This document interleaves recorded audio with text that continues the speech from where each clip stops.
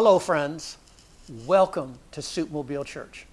My name is David Timothy, and I'm the pastor at SoupMobile Church.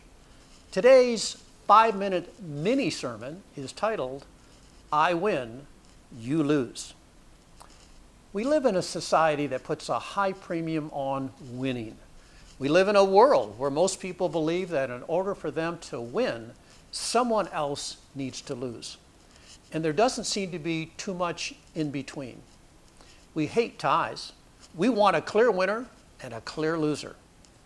Sports are a good example of this kind of thinking. But truth be told, this win-lose concept can invade many areas of our lives.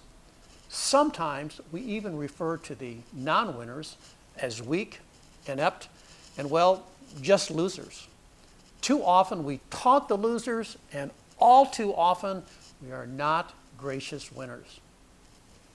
As the pastor of SoupMobile Church, I have a different take on this I win, you lose thing.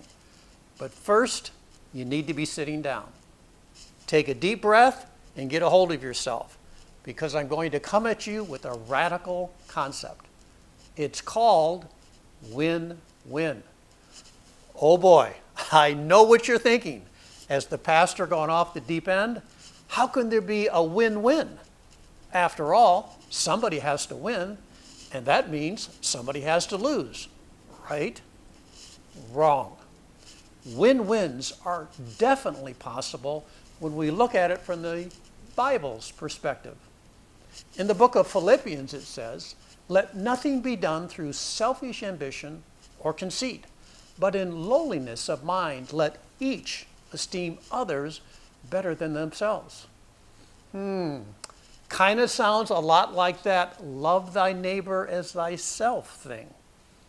Let's take a real life look at how a typical win-lose situation could actually be a win-win.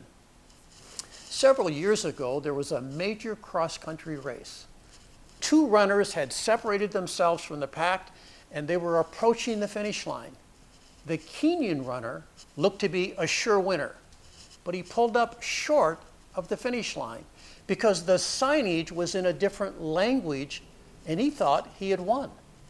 The Spanish runner behind him realized what had happened and did what would be unthinkable in our normal win-lose world. Instead of blitzing by the dazed Kenyan runner, he stopped and he urged the Kenyan to start running again. He pointed to the finish line just up ahead and motioned to the Kenyan to head for it. The Kenyan finally realized he had stopped too soon and started running for the finish line. The Spaniard fell in behind him to finish second. When the Spaniard was asked later by reporters how it felt to lose the race, he said he had won.